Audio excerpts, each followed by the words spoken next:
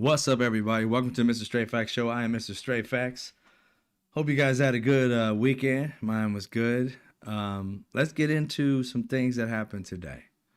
One of the things that I recognized pretty early, I guess, in the morning was Donald Trump had an interview on 60 Minutes, CBS. Now, we all know what kind of relationship Donald Trump has with CBS, ABC, and all of them, suing them, taking money out of their pockets. It's ironic that they were mad with, I didn't say mad, but they paid Donald Trump millions of dollars because he was mad that they edited an interview during the campaign with Kamala Harris. Now, let me explain to you how that went down, okay? There is only so minutes allotted for a TV slot. So they either take an hour, they take 30 minutes, they take 90 minutes, whatever they set aside. You shoot more video than you're going to actually air. That's just covering your ass so that you don't have less video and you can't cover the whole 30 minutes or the whole hour. So you shoot an hour and a half for an hour. You shoot an hour for 30 minutes or whatever it may be, right? And you pick and choose the parts that basically sum up the interview or basically answers the questions that you think America wants to hear. That's all it is guessing. They don't poll to find out what Americans want to hear. They just listen around to other people, ask their employees and shit like that. Maybe go out on the street and ask some questions sometimes, but rarely. They'll just try and figure it out. If they ask people on the street any kind of questions, that's going to make air. So if they didn't have anything like that, that's not how they put that together. So when Kamala Harris was on the news and was being asked questions, it was longer than the time slot that they had. So they had to edit out. That's just every last one of these things is like that. Every president from as long as you've been alive, when they were on the news, not unless it was live on news right then and there, it was edited. Point blank, period. But Donald Trump sues, and this is why you have lawyers and you have pundits and legal and analysts and all stuff like that saying, why did ABC or CBS, why did they capitulate? It's like, dude, that's just journalism. You always edit. That's just journalism. No, there's no nefariousness into that. But then you dig deeper and you find out, oh, one's going to merge. The other one doesn't want to have this long lawsuit, and he's a president now, so they want to be able to get interviews with him. So they capitulate, giving this man millions of dollars for what? His own personal pocket. It's like he's benefiting by suing the news. Now, here's the thing where, the Hitler-esque type stuff comes in. All right, so when Kamala Harris was in her interview, they edited out a part that wouldn't have made her look good or bad or even made Donald Trump good or bad. They just edited out a part. No biggie deal, right?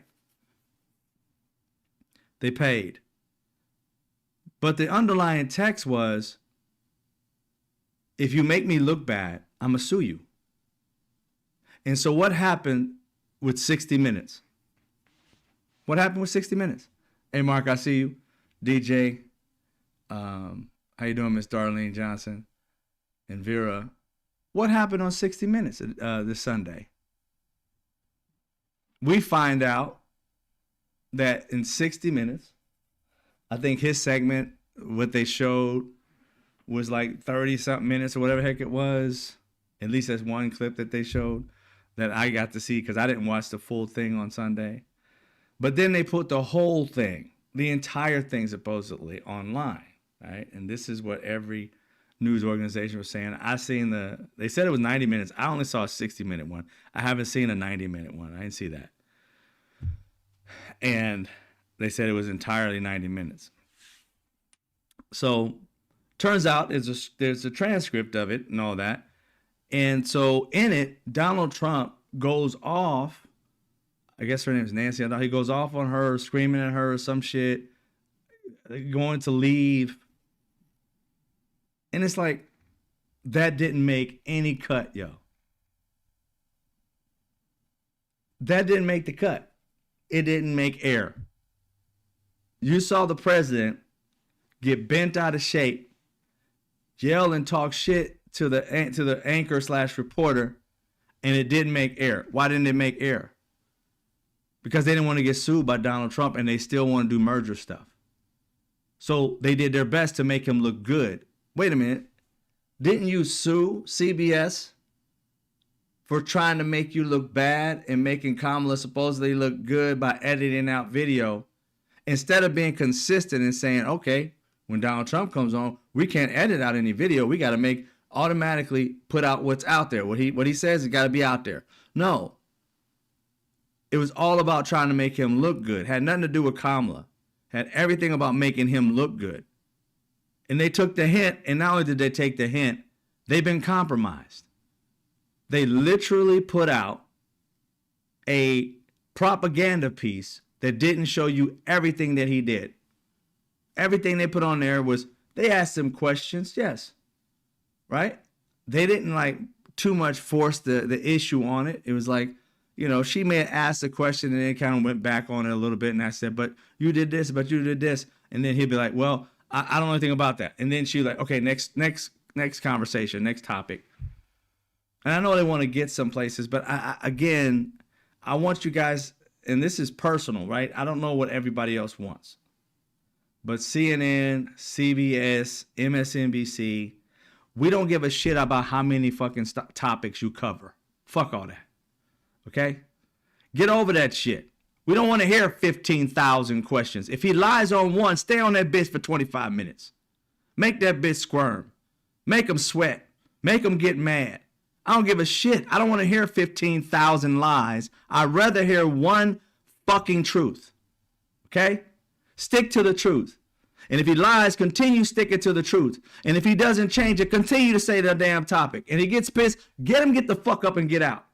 And at the end, do exactly what George Stephanopoulos should have did before they paid 14 million, or how many millions of dollars, 16 or something like that, millions of dollars. He should have did this from the very beginning. That time he just recently just cut his ass off, cut one of those guys' asses off, and moved on to whatever.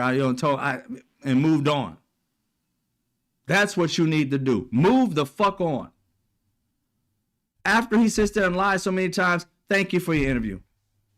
Why give America a bunch of lies just so you can have your time slot filled? If the man can't tell the truth, tell him to kick rocks. Why continue to have him on lying? And then you don't do nothing about it. You got to understand something. People like myself, we do the fucking research. The majority of these people watching you, they don't. So you got to be that person who does fucking journalism. What is journalism? Speaking truth to mother and power, okay? That's your job. Speaking truth to power. That's it. We don't need to hear 5,000 topics covered if none of those bitches of the truth is being covered. Why hear a bunch of shit when it's a bunch of lies? I'd rather you get one fucking truth out of him than sit there and go over 4,000 topics that mean shit other than passing on propaganda. I mean, what's the use of having journalism and news if all you're going to do is let the man lie? You might as well just sit there and say, hello, this is President Donald Trump. You want to say something? Then let him speak for a fucking hour. Then at the end, this has been Laura or whatever, or Donald for CBS News. Why the fuck are you there? If he's going to sit there and say the shit he wants to say, and you don't hold truth to power. You got Americans screaming at the fucking TV. Like, woman, why don't you stick to it? Stick to it. You screaming at it like it's a football game.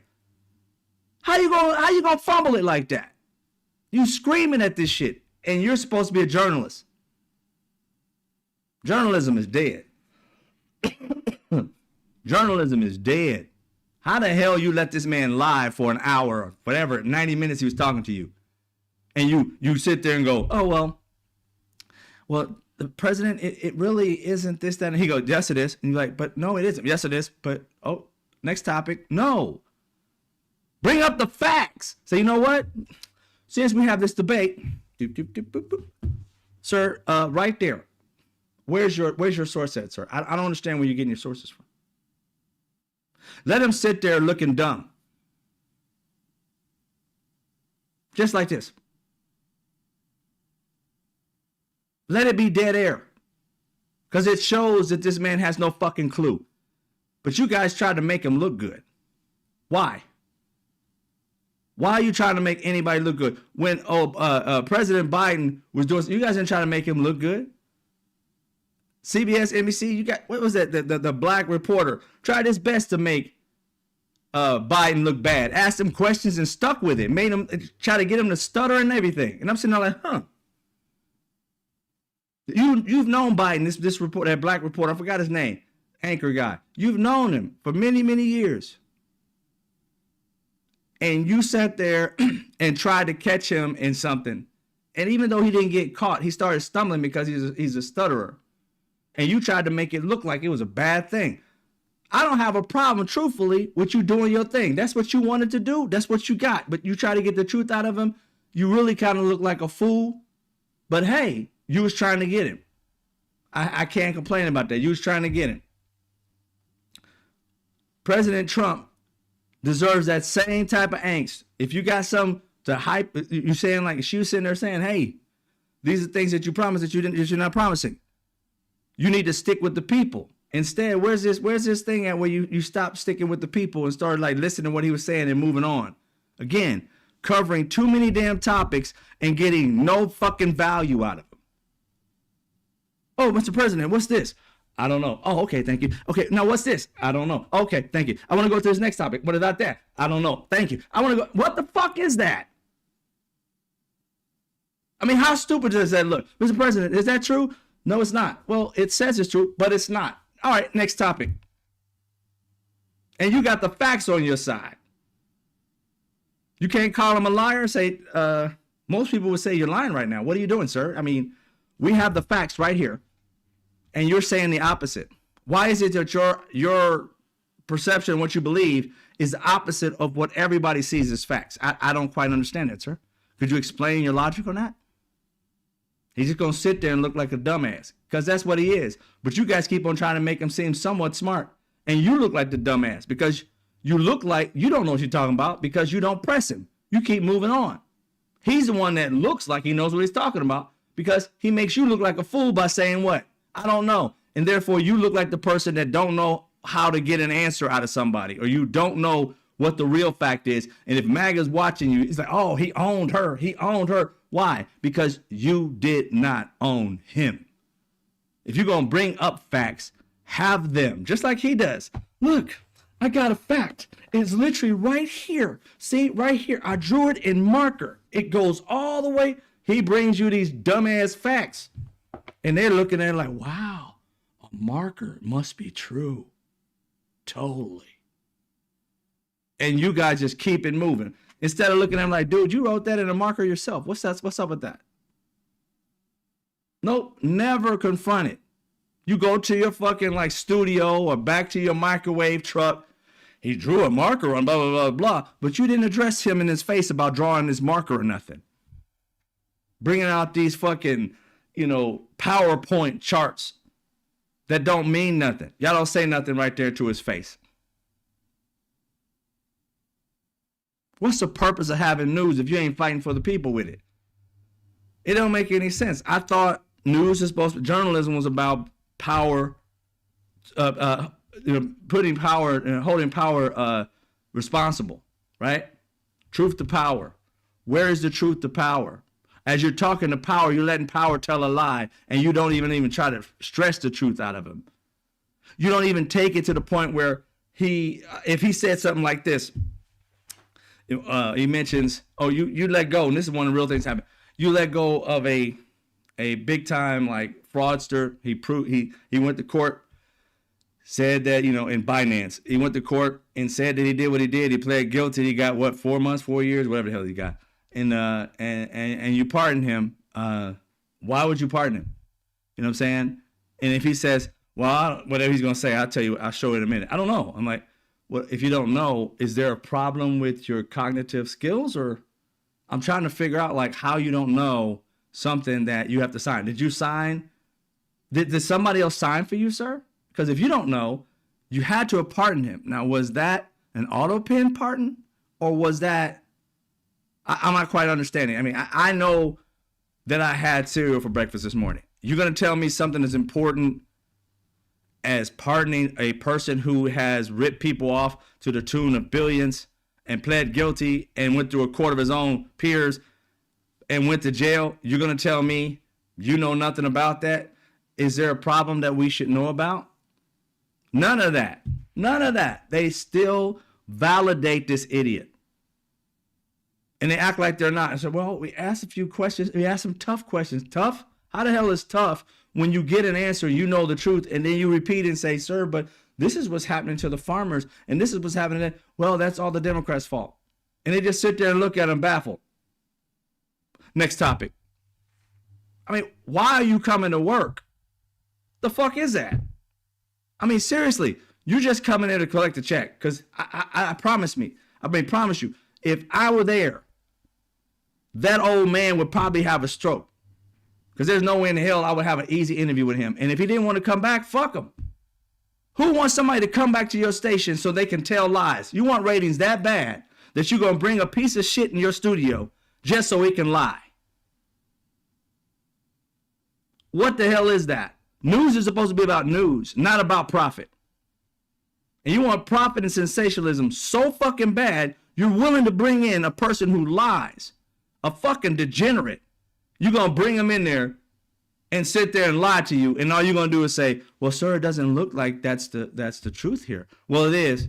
Okay, next topic. And these idiots, oh, he owned her. And you, I just let it go because it's not worth it. It really is. What's not worth it is seeing you ask questions and bounce off of them. When you know the answer and the truth is on your side and you don't fight for the truth, you sit there and capitulate to the lie. He fights for the lies and you bitch out to the truth. The truth is sitting there and you're like, I bitch out because, the lies are stronger than me. The truth is strong. You should fight for it. Instead of fighting for the truth. I mean, it's crazy. Think about it. And I know this is, it sounds sexist or whatever it is, but when you're growing up as a man, it's not always, right or wrong thing, but as a man, when you're growing up in my era, if you get a girl, right, and not a girl that's going to try and get you killed, you know what I'm saying? I ain't talking about fighting for no girl that's always going outside and be like, testing your manhood and going up and picking the biggest dude and slapping him and say, stand behind your man. I ain't talking about that. I'm talking about protecting your family, protecting your girl. If she ain't doing nothing, just sitting there tying her shoes and somebody come up there and bitch slap her, you're going to be like, what? You ready to box. So how you going to act like, this is what I'm looking at this CBS interview with 60 Minutes. He comes and slaps the shit out of you with the lie, and you turn around and look at him and look hurt, but do nothing. You don't defend the truth. You don't fight for the truth. You move on and let the lie win. I don't like that shit. And you shouldn't be in journalism if you can't fight for the truth. What the fuck are you fighting for? Journalism is supposed to be fighting for truth, holding truth to power. If you're not going to fight for the truth, get the fuck off the stage. The fuck are you there for? I mean, go back and learn the basics of journalism. I mean, quit trying to pretend. I don't care how many years you don't put in. You must have forgot what journalism is about. Because asking a fucking question and getting a lie and moving on is not it. You fight for the truth. You hold truth to power. How is holding truth letting the lie fly? And the truth capitulates. Do you understand how passionate I am about telling the fucking truth? This is not me mad. I'm passionate. If you're going to step up in this ring of telling the fucking truth and you're not going to fight for it, you're just going to sit there and let it whoop your ass, the lie is just whooping their asses and they just sitting there like taking each fucking punch, crying about it. Not one other jab going back. Scored no points and walked away making money and protecting themselves, even hid the parts where she got to him, where he flipped out and started talking shit. That part should have been shown. To show his temper, to show all this other shit. Nope, didn't show that at all. Didn't even mention it. That is not journalism. It is not. That's propaganda. So I'm sorry you have or had a lustrous career, ma'am, on 60 Minutes, but I'm going to tell you, and nobody else is going to tell you, that interview was trash. You might as well get the hell up off the stage, go home and knit some shit. Go home and play whatever it is you do. Because being a news person, oh, you trash. I'm going to tell you that right now. There's no way in the hell, why would he be on your station? If you ain't going to hold truth to power. Not once did you hold truth to power. You allowed him to continue to lie. At some point in time, that interview should have been ended by you. You're not fighting for the people. You're fighting for a paycheck.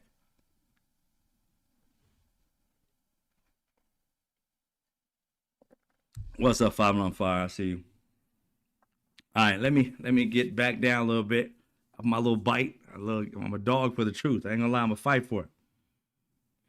So this right here is Donald Trump in this interview with her in 60 Minutes. And he's telling Americans, or better yet, telling Republicans who are representatives of the American people in their particular districts and their constituents, that they just got to get tougher. I'll let you hear this shit. Say it. Sounds like it's not going to get solved, the shutdown. It's going to get solved, yeah. Oh, it's going to get solved. How? We'll get it solved. Eventually, they're going to have to vote. You're saying the Democrats will capitulate. I think they have to. And if they don't vote, that's their problem. Now, I happen to agree with something else. I think we should do the nuclear option. Hold on for a second. Y'all know I did Trump Whisperer translating stupid.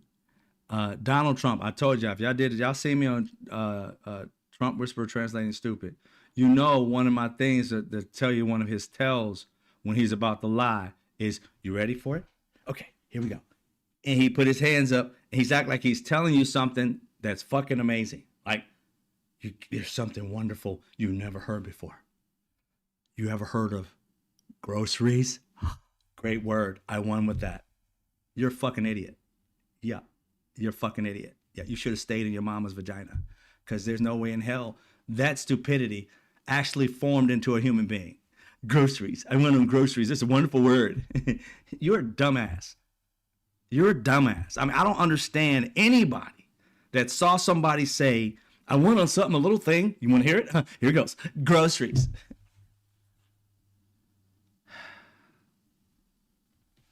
All right.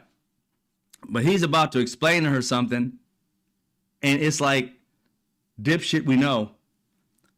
But he's like, he's showing her like a rock he found on fucking Mars. And look at this. This is a piece of Mars. I mean, it's outlandish. I mean, the stupidity, man. I mean, it's beyond like Laurel and Hardy, Step and Fetch It. It's beyond the Three Stooges idiocy. It is fucking unbelievable. This is a totally different nuclear, by the way. It's cool. That's their problem. Now, I happen to agree with something else. I think we should do the nuclear option. This is a totally different nuclear, by the way. No shit. It's called ending the filibuster. Did you see John Thune said today they're not? Look at it. It's called, what here? Ending the filibuster. Look at me. I'm smart. Spell it, bitch. I bet you can't spell it. Boy, I bet you what's in my bank, your dumb ass can't spell nuclear. You barely can say it. I promise you he'll spell that shit N-U-K. Lear. I promise you. And he sat there and literally said, there's something that, they should use the nuclear option. It's a different nuclear. You mean it's other than the bomb? Oh my God, really? Tell me more. It's called, here it goes. I'm about to do it. It's called the filibuster. Spell filibuster. Dipshit. Spell it. Spell it. I promise you he would say Phil. I guarantee you he would start with Phil. Whew. Jesus Christ. How can that become the president? You talk about there's no such thing as white privilege. Tell me somebody black and that damn dumb would make it to presidency. Tell me. Tell me. We had a fucking genius in there, the head of Harvard Law and all this shit as a black person. There ain't no way in the hell you will ever have a person of color be that fucking stupid and then run on merit. Run on merit. He keeps telling you child shit as if he's telling you something that most people don't know. Groceries, nuclear, and filibuster. These are the 3 words of the dipshit president. Brought to you by Dumbassery. The orange dumbass. I mean, it's, boy. John doesn't, well, John and a few other, but you know what? The Republicans have to get tougher. So the Republicans, is what he's saying, have got to get tougher. Now let's really kind of back up and understand what he's literally saying. He's telling them that they need to get tougher on their own constituents. And in this, by putting up the filibuster. Now, there's a reason why Thune does not want to have the filibuster, because he knows that filibuster, when a Democrat gets into office, it's a wrap, Jack. They know it's a wrap. That's why they don't want to do it. Thune is the only one that has a brain cell. The Donald Trump in them, they're like, we're going to end that you never have to vote again. So they're going for dictatorship. And they're trying their best to get all their stuff ducks in a row, but this holdoff is messing it up for them. This government shutdown is messing it up for them. Some of the things are getting done, but they didn't realize there are some things they need. That bill needs to pass for them to do some damage to democracy. And Democrats holding on to it by saying, hey, look, you got to give these people their health care back because, you know, you're taking their food and healthcare food. Are you crazy? Are you trying to start these people to like try and unalive you? Because, I mean, there's only going to be so much what people are going to take. And I'm talking about Republicans, because this is hurting more red states than blue states. I'm going to tell you right now, as far as I've seen on television, the ratio has been like a 10-to-1 ratio of white women talking about how they're going to feed their family to black women talking about how they're going to give food. It has been more white women that I've seen on air complaining about it, which tells you in reality that there are more, and I already know this numbers, or I already know there's more white people on welfare SNAP than anybody else.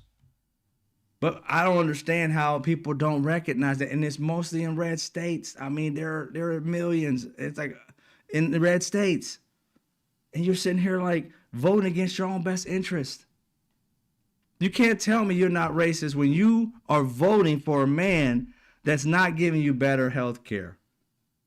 In this interview, and I don't think it made air, this man said he ain't even trying to give you health care. Yes, he said, you're not trying to get health care? He's like, no, it didn't make air. Some little softer version of what he said made air. Just a part of blaming Democrats for it. But he said he was not looking to give Americans health care. And he said, it's all the Democrats' fault. We don't try. We tried. No, you tried, and that was John McCain that did this. That was not Democrats. Democrats was not for it. Hell no. We created the fucking healthcare system that 50 years of white inept men tried to pass and couldn't do. So a black man did it. Thank God. And they want to erase that. That's what this is all about. Just erasing what the black man did. So they can try to erase his presidency ever happening. Because he came in and did something that they couldn't do. Or better yet, I contest that they could do it. But they didn't want it to happen. It was just a little flap thing they told to Americans to do what? To get you to vote for them. And then when they get in, it's so hard. It's damn near impossible. Can't do it. Even though every country that has, you know, like that's a democracy outside of us has been able to figure it out. But they tell Americans, because they know most of us read at a 6th grade level. They keep telling you it's not possible. And then when Obama did it, it's going to fall apart. They never had one moment where it was like, we've been trying this for 50 years. It's finally here. Let's make it better. Because his way sucked. Ours will be better. That's what they told you. But they never came up with a plan.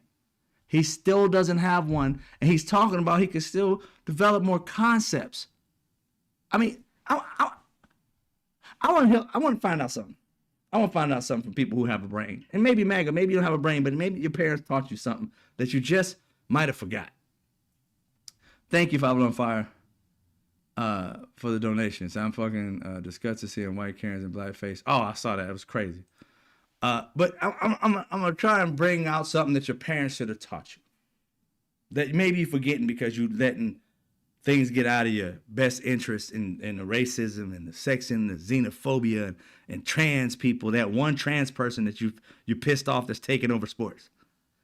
You remember when your parents told you when you get a job and you don't like said job, go on interviews and get another job before you quit the last job? Remember when your parents told you that? I don't know how many people's parents didn't tell them that. But it was like always have a replacement before you let go of the next job, right? I mean, I think most people were taught that. I'll wait till my chat tells me. Were y'all taught that? Were y'all taught that? I'm going to look and see. I don't see anybody yet. It's a delay. I'm going to wait. If you were taught that, say yes, I was taught that. Miss Darlene, yeah. Hey, Nina, how you doing? You was taught that. I'm just waiting. Is Miss Darlene the only one who was taught that if you're going to quit your job, have something and even if it ain't a full-time job, have something to replace so you can pay the bills. Just don't quit your job and have nothing? Okay, I see yes. Thank you. Thank you. That's what you do. How is it that the Democrats are asking you to get rid of your health care without having one to replace it? Talking about we can talk about it after we get rid of it. That would mean, logically, you get rid of something, that means you have no health care, or health care will skyrocket and you have just as much health care but paying up to 4 times more while they figure it out. If they've been figuring it out for 10 years. I mean, forget Democrats. I'm asking Republicans. Why is it that Republicans don't care enough whether you live or die, that they haven't took the time in 10 years to get past concepts? And I guarantee you, there are no concepts. That was just his way of saying, I got something on the line, past the thought. Because he doesn't care.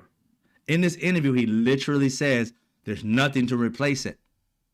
Because Democrats, we had a better plan, and Democrats didn't want it. Their plan back then was to get rid of it and not replace it. They didn't have a plan back then. They want you to think they had a plan. They did not. That's why you had John McCain come back and was like, boop, because you didn't have nothing else. All you wanted was to destroy it. It reminded me of the same thing where John McCain told this wild, scraggly-haired old white lady at one of his things. She said, I'm afraid of Obama because he's a Muslim. He took the mic away from him and said, nah, he ain't. Sit your little crazy ass down. No, he's not. He's a family man with different ideas than me that I happen not to agree with. Next question. Not the dipshit, but next question. No more like that, please. He didn't say how that. That's what he should have said. But still, that is the same thing. He took the mic away from a racist and said, no, that's not it. When he did this, he took the racist away from destroying something because they were caring about a black man that did something. They didn't care about American citizens, you, Americans. They did not care about you. They have no plan for your health care. Republicans, MAGA, who are sickly, in a wheelchair, elderly, he has no plan for your health care. So how are you going to do it? If he gets rid of it, your health care goes, and they have no plan. They're going to start negotiating. You know what it took white men, and these other white men were kind of extraordinary. You're talking about mediocre white men now, below average intelligent level men. You know how long it's going to take them to figure out a game plan? It took 50 years of some exceptional and some idiot white presidents to say, we're going to get health care. We're going to get health care. Year after year after year after year after year after year after year after year on for 50 of those bitches. And they came up with nothing. Black guy comes in. Why can't we do this? Bow. Plan. How? How a plan just pop up like that? It's a miracle. No. It's people giving a fuck about people. And it's sad that white men don't give a fuck about the rest of America. These racist white men don't give a fuck about white America or black America.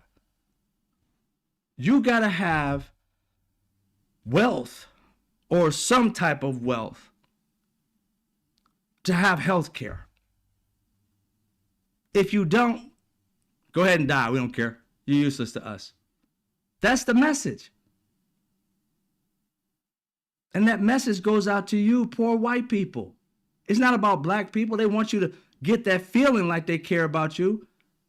But if you're sick right now, if your white mom or dad or grandma died with COVID because this fool was telling you not to wear a mask, he doesn't care about you. How does somebody care about you that when it's your turn to get healthy or die, he turns around and gives two shits if you do either? He has never cared about nobody but himself. When Snap was about to fall apart, the last day, November or October 31st, November 1st, on the eve of it going away, this man had a Great Gatsby-like party. You know, the wealthy people in the 20s before everything crashed, but all the rich people had a ball. He had that kind of Halloween party. No empathy, no sympathy. Let Obama have a party while everybody's about to lose their fucking food. The fuck you think would have happened? A fucking war would have broke out. How he gonna have this lavish party and we can't eat? You know how many people would have called him the N-word that night? People who said they weren't even racist would have been saying N-word all night. I know this nigga didn't. I know this nigga didn't. But you got this thieving piece of shit, white orange dude that is sitting there talking about taking $300-something million of our hard-earned money and give it to him because he was a criminal and the law went after him and found him to be guilty, and the other one went after him and had to cancel because he became president. But because he got charged for doing illegal shit, he wants America to pay him for having documents he should have never had, for breaking laws he should have never broke. But we gotta pay. And the messed up part is, Democrats, Republicans, and all that shit, they don't know if this money's already been given to him. They could have already gave it to him. And he's just sitting here playing it off like, well, maybe I could, maybe I couldn't. And they already maybe gave it to him. Our money, that $300-something million could easily go to pay for some people to eat. He don't care about you. Thanks again for the donation, 515. And Gatsby laughing at us while we're one flat tire away from losing our job. 100%. And again, like I said, this is really nothing to do with Republican, Democrat. It has to do with that MAGA shit and Donald Trump. It just has to deal with Americans. Why on hell, the ones who are following this shit, why are you allowing this man to destroy your life? You got that much racism towards your neighbor? Maybe you need to get go to an event where there's some black people or people of color and get to find out that they ain't got no hate or animus towards you. This illness you have is so bad that you literally are losing your farms, your cattle, your way of living, your food, your money. And probably gonna lose your home if he keeps this shit up. Your wealth is diminishing. with no promise of it actually being replenished. All because you have more hate in your heart than you have love for somebody who doesn't look like you. How sick is that? Every part of your body is the same. Heart, lung, blood, brain, eyes, certain parts not necessarily. But anyway, that was a joke. But all these other things are the same. It's the skin color. That's it. And you got hate for a skin color. It is insane. And you're willing to destroy your own lives so that you can get brown people out of the country so you can get a job. I want you to understand something real quick. If you're dumb enough to allow racism in your life and believe that actually means something and fall for this supremacy stuff, how many of you really think you're going to get a job worth a damn? I mean, seriously. How are you opening up the pool for you to get a job? Most of the people that they're getting are getting their jobs on the street. They're pulling Latin men off the street on their way to work as a landscaper, as a garbage man, not like for the union garbage man, somebody that they hire for day hire. That's mostly who they're taking. They're taking poor people. What job, even for you poor white people, what job they have that you would want? Are you going to sit on the corner and sell pecans and shit? Are you going to sell oranges and churros? Are you going to sell like fruit on the side of the street with chamoy and all that? Are you going to do that? Fuck no, you're not. So this, they taking our jobs is bullshit. It's another way to kind of justify being a racist. Because the problem you really have with them is not their jobs. It's that they're brown and black. That's what you have a problem with. You don't want their jobs because their jobs aren't paying worth a damn. They don't pay them any money. Most of those people are not on the books. They're paying them under the table. So they really don't have a job available for you. And when you get down to the real truth of it all, it's the billionaires that choose not to hire you. And you kicking them out of the country, do you really think the billionaires are going to grow some feelings and be like, you know what, white brother and poor white sister, come on in and get a good job? They can say that right the fuck now. They choose not to because they choose to have the good money in their pocket so they can buy their Lamborghini and yachts. And you think they're going to give up their Lamborghini and yachts to hire your dumb ass because you're racist? Hell no. They're going to find another person who's Latin. They're going to bring them in on some type of visa. And they're going to bring them here and do this shit and then take them back over the border the next day. They still ain't going to hire you. So when reality hits, it's going to hit like a mother. You're going to wonder like, what the fuck did I do? I'm broke now. I don't have a job. AI done took over. And I still lead at a 6th grade level. How the hell am I going to make a living? You are shooting yourself in the foot. And you're going to keep going until you amputate both legs. You're going to be crawling and crying. And we're going to be like, told you. I don't understand when people are going to learn that black women and black people know this country inside out better than anybody. We're the ones who had the scraps in this fucking country. For fucking hundreds of years. We've seen it from the very bottom. So getting to the top, whoo, that was a struggle. So if you've seen it from the bottom all the way to the top, you know the country better than when you came in already on third base.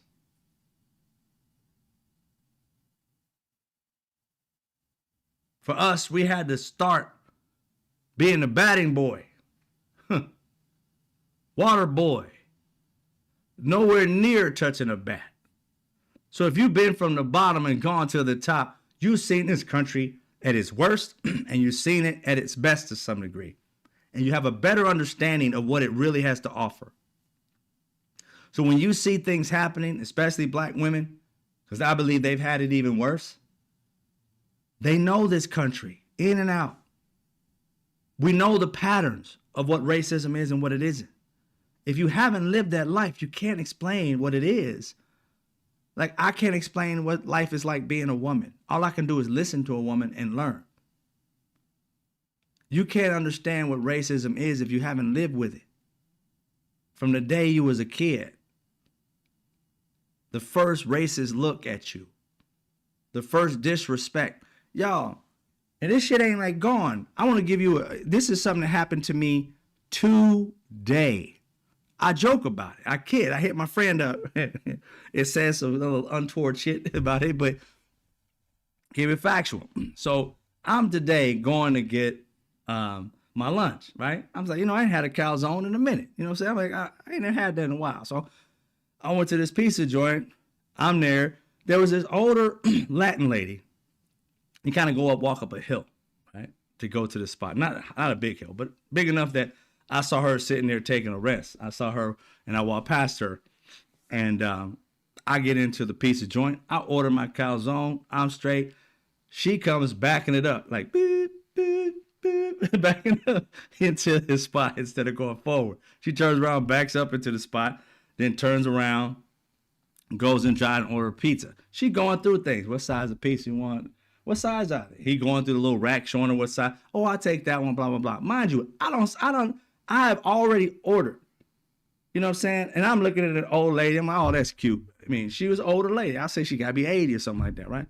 Latin lady. Dude who was behind the counter, Latin dude. I always come to the spot. I know the dude. We always like, what's up, brother, blah, blah, blah. So we cool as hell. So the lady goes sit down. She waits for her food. I go out, get on the phone, do some things. I wait for my food. I come back in. My man was like, hey, I got your food, man. Again, me and him cool. I done been there many times. I just hadn't had a calzone. So I'm sitting there, and I'm like, oh, thank you. I said, yeah, can I get this and that and my Coke and blah, blah, blah. I grab my stuff. When I get my food, this Latin lady yells at the young man, nice dude, where's mine at? And he turned around. He's like, we both looking at this old lady like, damn, what's she upset about? Turn around, said, what's mine at? And he's like, oh, I got yours up next. It's coming up. And she's just like, And then I turned around. Did you know that this lady rolled her eyes at me and did some kind of, like she should have got it before me, even though she came in after me? I'm like, whoa. I did everything I could because I respect until I get disrespected. And she looked at me like, you got it first. How does word get his first? I'm sitting here like, I'm like, wait, you came in after me, lady. I didn't say this. I held it off because I didn't want her to have no stroke.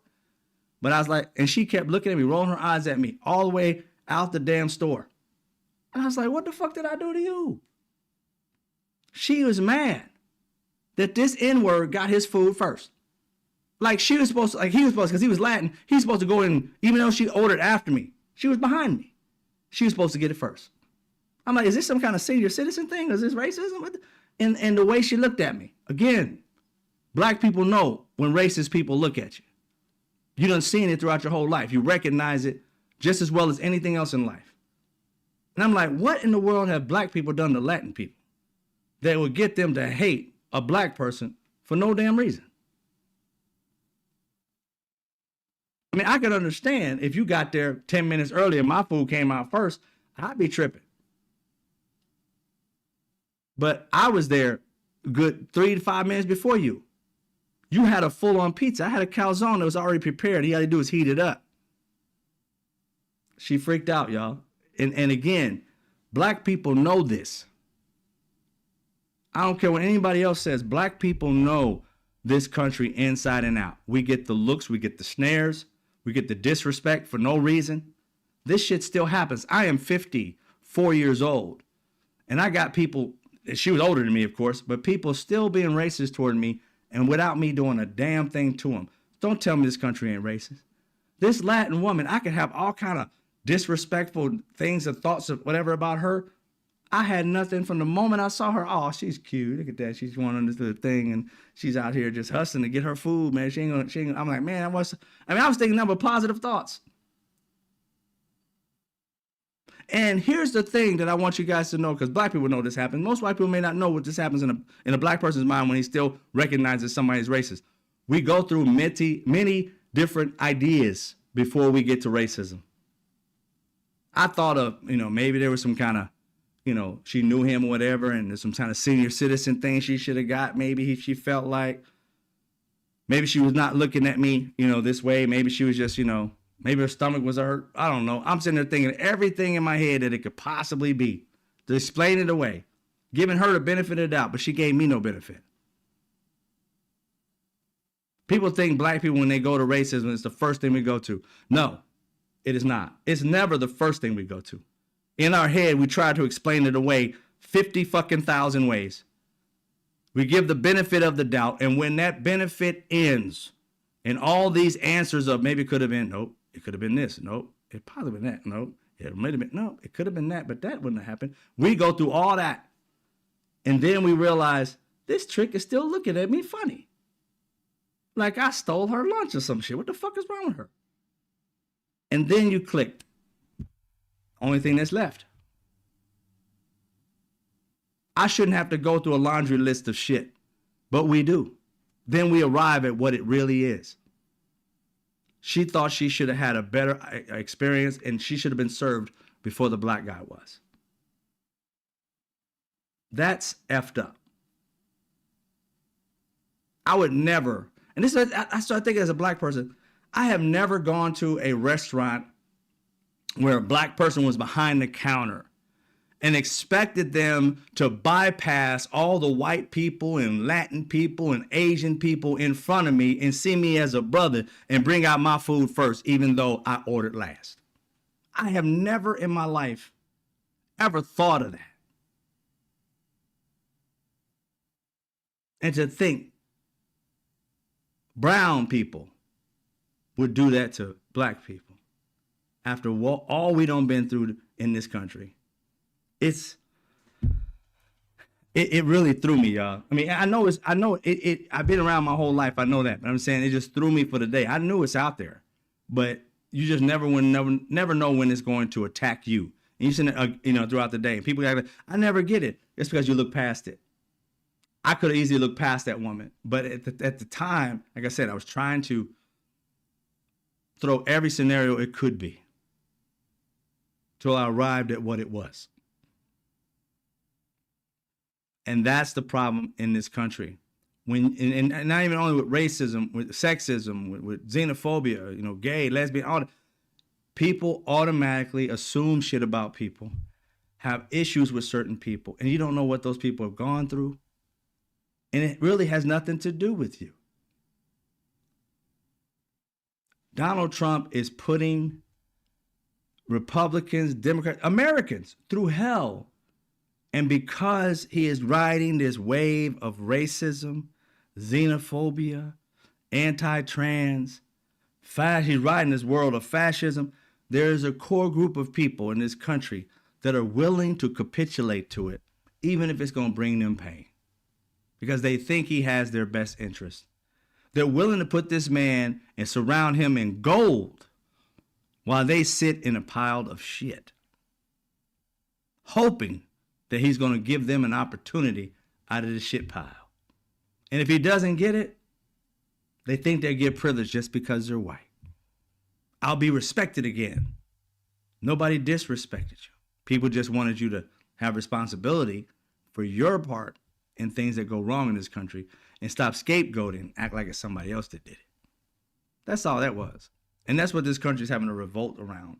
People feeling guilty. They didn't do anything, but they take responsibility. They take the benefits of the shit that happened, but never want to admit the shit really happened. That's why they're taking the history books and trying to delete everything that happened so that this can't be justified. If they don't know about what we did, then they can't hold us accountable for anything, because we take it out of the schools.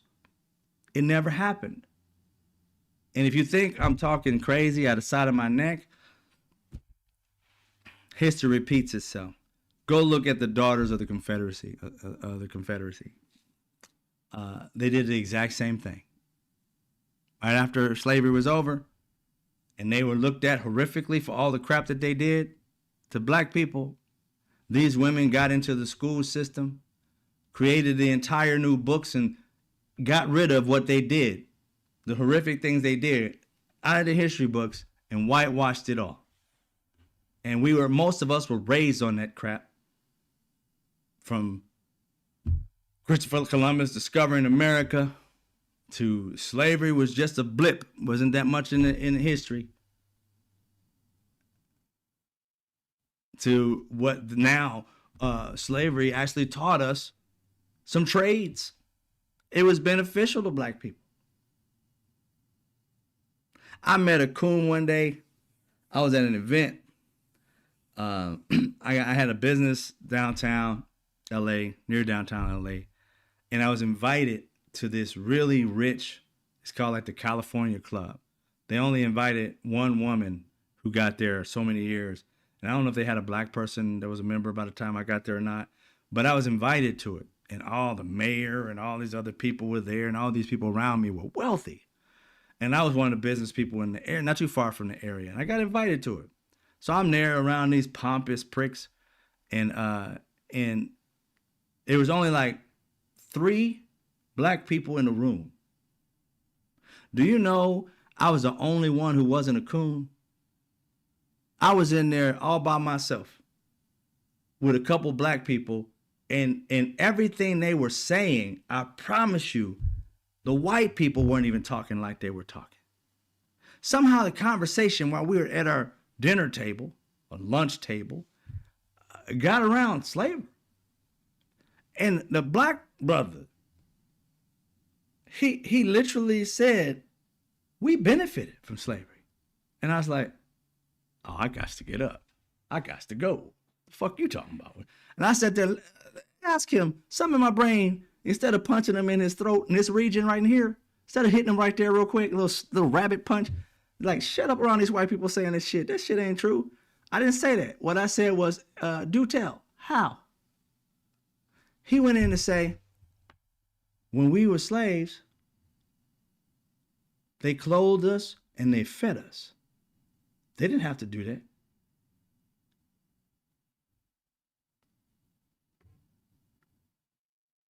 Yeah, I looked at that coon like this. I was like, they clothed and fed them. They didn't have to do that. If they didn't, they would have died. And what good would that be with the property? Because you weren't human. You were property. You literally fixed your lips and said that around all these racist ass white people. Y'all. I almost flipped out. I got up. I said, I gotta walk. I gotta go. And there was a white dude at our table that looked at me. I didn't know him. I didn't know nobody from Adam. I was there by myself. And he looked at me. He's like, can we change the topic? I said, yeah, we need to. We really need to. Most definitely. I got up, walked away. I'm like, and the black lady beside her, I'll never forget their name or her name. I ain't gonna mention it though. I ain't trying to mess her life up, but you wouldn't know her anyway, but she isn't nobody famous. But and she chimed in. She's like, yeah, that's true. I didn't think about it like that. I'm like, y'all related? She's like, just met him today. We're privileged to be here. You know that, right? You know that's right, Drew. I said, who's privileged to be here? We are. Do you know this club? When we got together later, I was like trying to pick his brain some more. He's like, dude, we're privileged. And I was like, how? Dude, look, we're the only black people in this room with a bunch of rich white people. I'm inviting people to golf, trying to get business deals. They cool with us. They don't treat us like everybody else. I said, it's because you ain't like everybody else, bro. This shit that's coming out your mouth says, I'm a coon for hire. What the? And that's when I realized they believe in this shit. Don't get me wrong, but they believe in it for all the wrong reasons. It's beneficial financially. Financially, it's beneficial. This man was walking around talking coon shit the entire time. You know, I've been telling black people they need to do better at this and do better. In conversations where people were talking about nothing, I went, on a vacation to whatever. And this fool would come in and say a few things. Then the first thing he get to, you know what? I've been talking to black people, and, we're trying to get some stuff going. And, I'm trying to get these black people on the right track. He was doing something in real estate and finance. He said, I'm trying to get black people opportunities, blah, blah, blah, blah. And trying to get deals and shit. It's y'all. When you start to recognize and get into certain circles, you start to see people for who they really are. Like I recently saw a clip about, it wasn't a video, it was a news clip about 50 Cent. 50 Cent doesn't like Mamdani, and he's supposed he moved out of New York for some other reason, I don't know, but people said he didn't like the fact. He was trying to give this dude money to leave town or some shit like that to get out because he didn't want to pay any more in taxes. I'm like, that right there, 50 Cent, as much as you guys like him or might like his music, that's some coon shit right there. Because he's talking about not paying more taxes, this man has no problem buying a $1 million or $500,000 watch. But to pay more in taxes so that people can eat in his city in New York, that people can have opportunities, be able to get a bus to get back and forth to work. So some people don't even have the money to take the bus to go back and forth and they get a job. How do I get there? It's too far to walk, and I don't have money for cab, and I don't have a car, so they can't get the job. Mamdani's saying the buses should be free so people can get back and forth to work. People keep worrying about how much it costs, not how much money it would bring in. It'll bring in tenfold more than it costs. He had it broken down, $700 million that it would actually cost to have it free. And within the budget of what they have in New York, they have an extra $5 or $6 billion after everything is paid. $700 million is under $5 billion. And I'm like, if you can come up with a $700 million plan that can create over $7 billion worth of finances of money, because people can get on a bus and go to work freely back and forth. One, they don't have to pay for their bus fare getting back and forth to work. It's always a free way to get to work and back. Two, they got a job now, and therefore they can continue being to work on time, and therefore create more money for the economy and for them and their families. It's a win-win. It's a win-win. And you got a coon like 50 Cent literally saying, well, I'm moving out of state and I'll pay you. He's going to pay money for this dude to leave. Something crazy, like $500,000 or some shit like that. I'm like, dude, what he's asking you to pay is less than $500,000 more. So you got no problems throwing out 500 grand or 50 grand or whatever the hell it is to get somebody to leave. But to put less than that down, or better yet, less than that toward taxes, paying your fair share, 2% more, y'all, 2% more. With 2% more for the top percentage that he was talking about, would bring in about $9 billion. And they need that money for other things. And this 700 million would make life better for those who are poor. This is what, boy, I don't know what Mamdani's past has brought, but this is the type of leader we need. I mean, I don't know everything about his life. I haven't done the research on everything, but he literally is listening to the people and realizing if we help them, more money will come into it. Because right now, they can't get to a job, even if they got one. So therefore, they're on welfare because the jobs in the community is too far apart. You understand what I'm saying? That's what I've been talking about this entire time. When you talk about jobs, industries near your community, if an industry is near your community, you're more likely to thrive. If you're a person of poverty and therefore you're trying to get out of it, most of the times you live in a poor area, a job that will help you get out of poverty is way on the other side of town. If you don't have a car, if you can't pay for an Uber, which would be highly expensive, if you can't hoof it, meaning walk it, if you can't take the bus system because that there is too much money than you have before you even get a paycheck, then you have to say no to the jobs or even trying to get to them.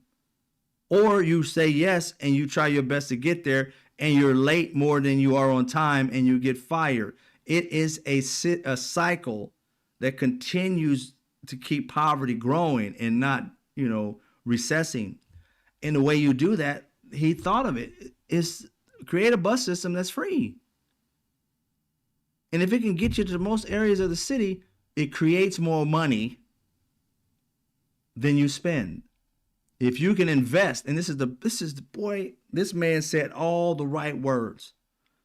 He said, if you can invest in the people, then you'll get a better return. If the people get an investment, we got to start investing in the people. Not Peter Thiel or Elon Musk for some armored freaking ugly ass Tesla Cybertrucks. You have no problem investing $400 million into them for one vehicle. Not to give you a whole fleet of Teslas, to give you a Tesla that is bullet or whatever, armored. Just a, meaning they got to develop it. It's going to cost $400 million to do that. Just develop one before they mass produce it to make sure it works. $400 million. But American people can't get back and forth to work, can't solve the problems of the world that they're having today because rich people like Donald Trump, Elon Musk, and them and their families, they want more. How much more do you need? If a mom making $30,000 a year feeding 3 kids is just barely getting by with everything and having health care and all that for her family and just barely getting by, but paying her bills on time and working 2 and 3 jobs or driving an Uber, if that mom can make it off of $30,000, how in the hell you've got hundreds of billions? Some of you got tens of billions. Some of you got a few billion. Others got hundreds of millions. You've got all that and you're still not satisfied.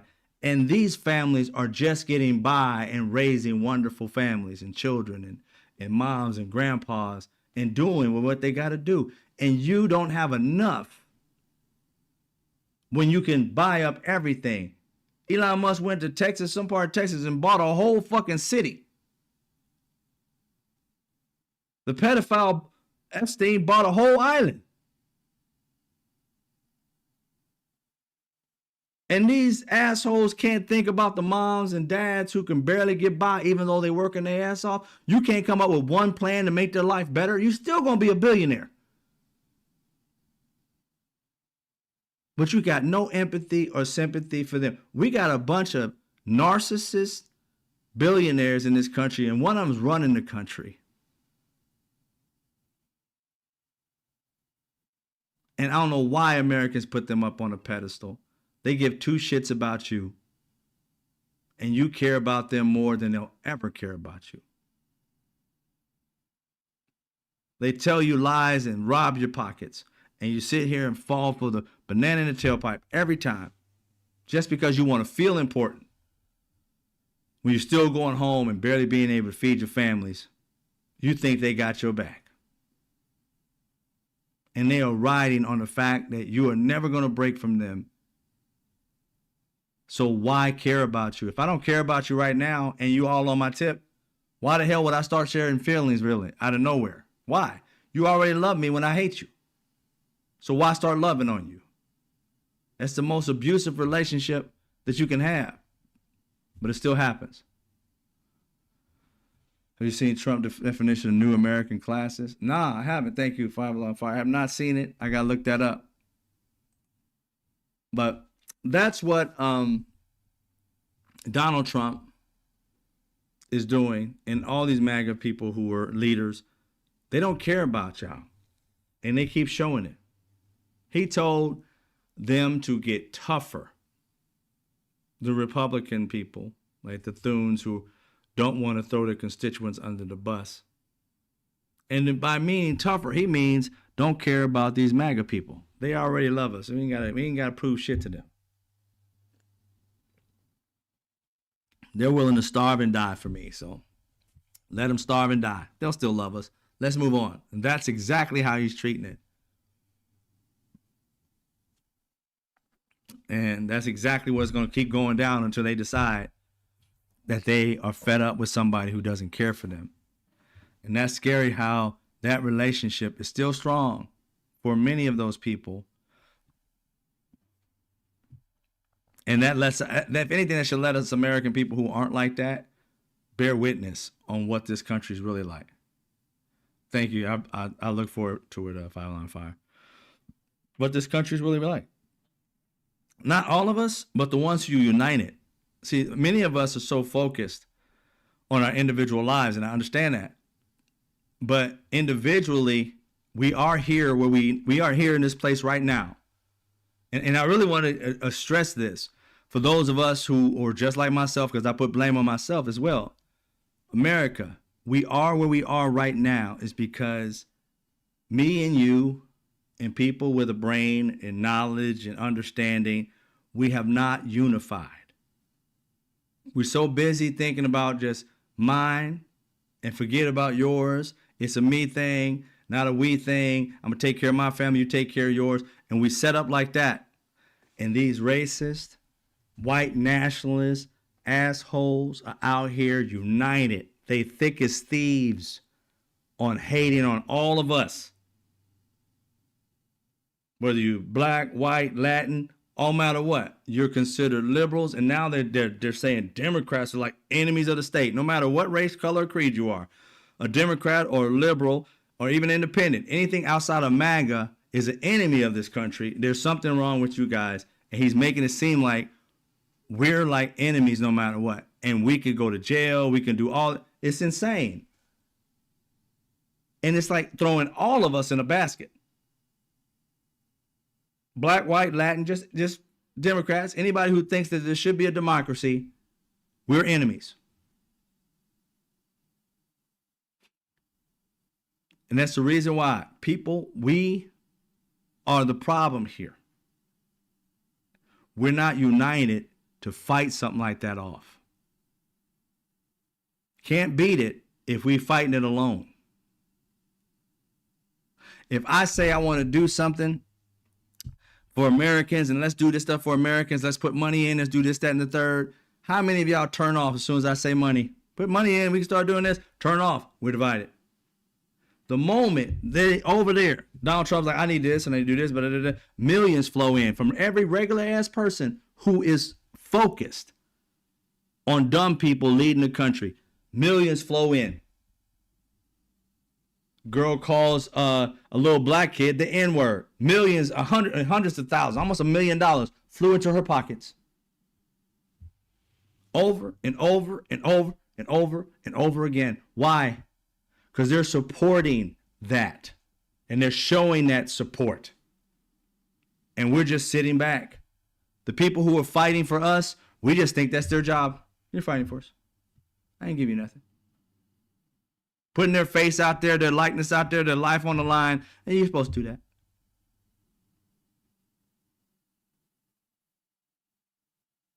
Quit begging. Quit asking. It's like, how are we supposed to unite?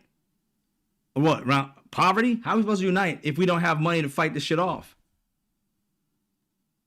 They know that. They understand that. And they're unified around that. So whatever leader that's fighting for you in your city, in your state, you need to be funding that person some way, shape, or form to get things done and hold their feet to the fire. If they don't do shit for you, stop giving them money. But you need a force.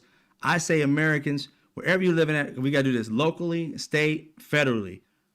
Whatever person that's leading that you kind of see as a leader that is speaking the things that you want to hear, the solutions that you want to hear. I really want to get rid of the hyperbole bullshit. Oh, I am going to do this and I am going to do this. No, that's fine. How you going to do it? Where the money coming from? And where we going to take off of something, put somewhere else? Give us some real solid ideas. I'm tired of bullet points. I mean, I understand most people don't like to read, but at this point, the people who like to read, we're going to have to be the leaders on this shit. I mean, we're going to have to somehow, some way be like, yo, this is what they're trying to do. This is the paperwork. You can read it if you want. I'll summarize it. You go ahead and read it and support that. Because if you don't, these white nationalists, racists have millions, if not billions of dollars being invested in. Millions by regular ass people like me and you are giving them $10 a month, $50 a month, $100 a month like clockwork so that they can continue the mission of taking over this country and doing damage to it just so that these people can be first and everybody else be the last. And if we're not united on anything, they're going to win. Why do you think they're winning right now? The majority of us are against what they're talking about. But the majority of us aren't behind anything to fight them. It's like they're in a ring, you know, suited and booted, ready to fight. And we haven't even begun to practice. They're already in tip-top shape and got an engine behind them with food, with money, with everything. And we're just sitting there broke. You want to fight? When? Next month? No, now. They ready. We're not ready. So wherever, city, town, whatever you're in, find the people who are talking your game, talking exactly what America wants. Whatever bill you need passed in your city, your state, get behind them. Even if you have to go find them. Even if you know somebody in your neighborhood that talks a good game, you're like, you should run. I'm willing to put money behind you. Let's go. You want to be a politician? Sure. All right, let's go. Because if you don't, these trained SEALs will come out and speak this same shit. Now, I'm gonna keep it a buck. Like, I've Democrat my entire life. But I really think it's time to, like, you know, drop all this, you know, party shit and deal with being an American. Because really, what do you want? I'm getting tired of these organized groups picking people for us, and all we do is pick amongst the people they already done picked out. And those people never go against the grain. And so we end up with the same old thing. So at some point in time, we got to stop allowing them to groom people to lead us. And we got to find people who want to lead and back them. Because what Mamdani is talking about, I'm 100% behind. Creating solutions and figuring out how we can stop paying something to stop, you know, paying Peter and give it back to Paul. American citizens need something. We're tired of the old shit. I heard one of the Democrats, it was one of, if it was a speaker, a minority speaker maybe. I'm trying to remember. It was a brother. And they asked him, does he believe Mamdani is a leader? She asked him, is Mamdani the leader of the Republican or Democrat Party now, or whatever it is, the type of thing that they want to do? And he was like, you know, no. He started talking more like corporate type of situation, that we got to go through the caucus and this and that and decide. No, the answer is he may not be the person, but what he's talking about doing is speaking to the people, and that's the route we need to go.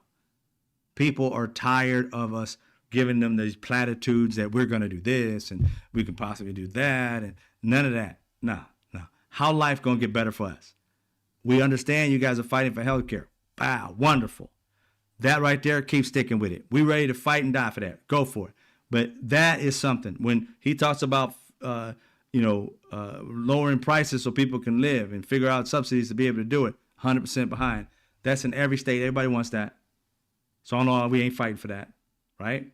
And then you talk about health care. Everybody who wants it, don't want to pay 4 times as much. You're fighting for that.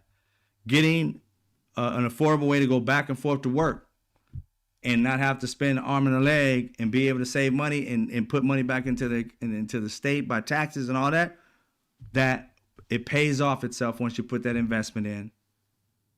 Then you talk about parents who have babies, and mom and dad both have to work to be able to have a life, but the kids, they got to pay for somebody to take care of their child or children, and that shit is about the same amount. If the mom's getting paid less, it's about the same amount the mom is making a year.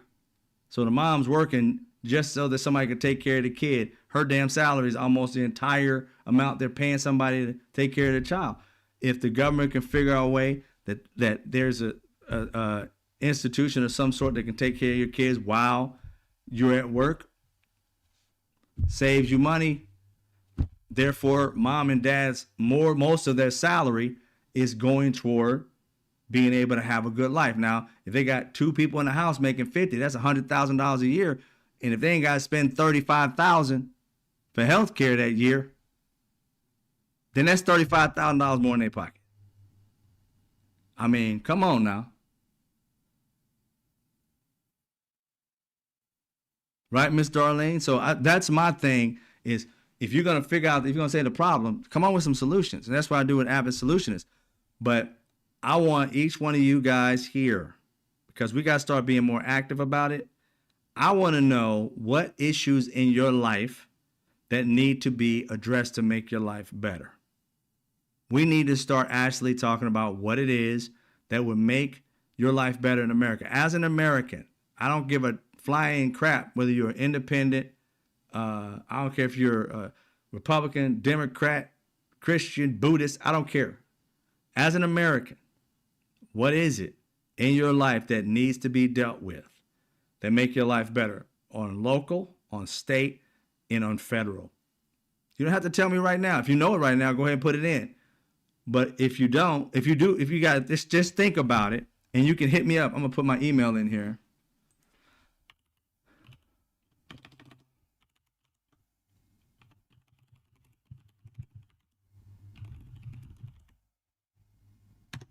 It's info@straightfactsnochaser.com. I want to hear your actual problems and possible solutions that you think would work. State, local, state, federal, if you have any ideas, right? And I'm going to read some of those back once I get some. I don't know how long it's going to take for you guys to get it to me, but I really need you to put it in there, because we can't be generalizing. We got to talk about the stuff that we really want. Then we can see, kind of have a consensus of like 60% of the people want this, 30% of the people want this. You know, some of the things we want, that's the same things. And then we start talking about solutions to those things. And then we can actually put those things to our local, write letters to local, state, and federal to say, this is what the people want. Find some kind of way to kind of organize and mobilize. It doesn't have to be marching. It can be a concerted effort of reaching out to people and saying, this is what we want. This is what Americans want. And having some kind of ledger that says, this is what, you know, especially in our situation, this is what we in different states want for federal, for our state, and for local. What things we want to pass, what things that we think will make our lives better. Because if we just say generic shit, we really can't figure nothing out. We really have to be specific about what we would need. Like let's say if in my life, you know, I think it's something at the top of the dome. It's like, you know, you could say like personally, for me, I'll be like, you know, I'm done with the biasness of everything. You know, I don't want to deal with, I mean, of course you can't get rid of racism and things like that, but you know, I personally, I think that racism should be charged. You know, that way, if you have people being held responsible for being a racist, then it starts to curb.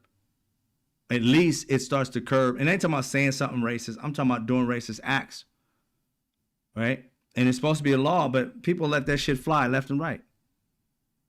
If people can be fined for certain things, sued for other things, imprisoned for others, then we can start to talk about how we can regulate this shit, so there's not a situation where people have to deal with, and there is no he said, she said shit. There is literally repercussions for your actions. You can say whatever you want, but that doesn't mean you won't be held accountable for the things you do.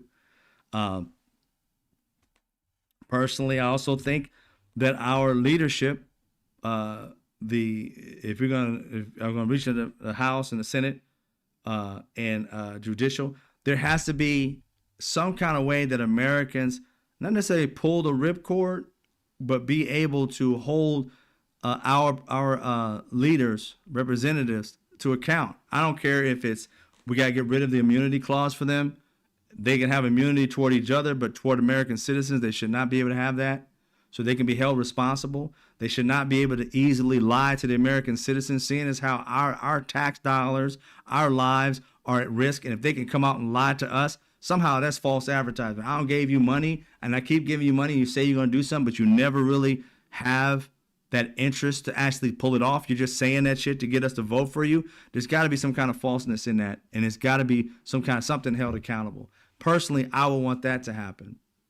But these are things that I am thinking about that we have got to do. There are other things like, again, Medicare, but health for all citizens here. We should not have people starving in this country. If we wanted to, we could be able to end poverty in one way or a form or another. There should be laws on price gouging. We should not be able to charge like astronomically more than the freaking price of the product, so that we can get people back. There shouldn't be I know there's laws for lemon cars, but I know there's laws for that. But I'm talking about for apartments and housing. There needs to be laws against people who are bad, landlords. I know they say, it's a bad thing, but they're not held accountable. There are too many apartments out here in the United States, and I've been to some, just traveling to people's homes, that people should not be living in. And that the government and the state government and federal government should be closing these buildings down and making the owner either sell it to somebody who's going to rebuild it for the people who live there, or be held accountable for all the moss and the asbestos and all that shit in it, so that these people who live there can sue the daylights out of them, so that it's beneficial that they fix it, as opposed to letting these people get sick and die. I mean, there's so many things that need to be done, state, local, and federally, that we the people should be fighting for. And these are just some of the things I'm talking about. Ending super PACs, Lynn, 100% behind that. No more big money into politics, 100%. Yeah, it's a hate crime. I mean, and just the idea that people have got to listen to people being hateful. If you want to be hateful, go into your home, sit back. It ain't gonna harm you to keep your mouth shut when you walk around somebody with hateful and disrespect. I mean, think about it for yourself.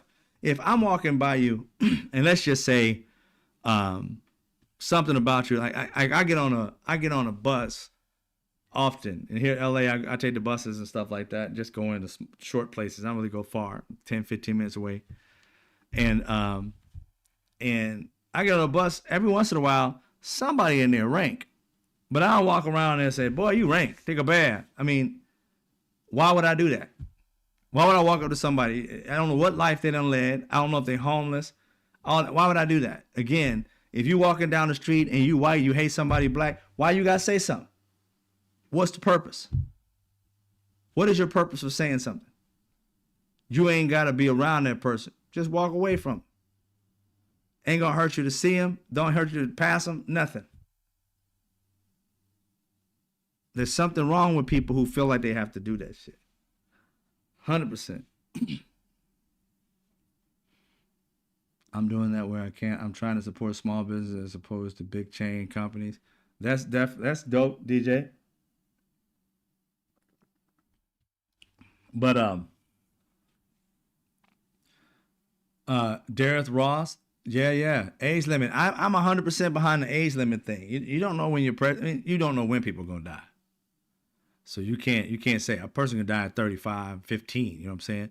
So, but if they can't do age limits, at least like cognitive tests. If there's something wrong with you, you should not be. Because I mean, I look at it this way.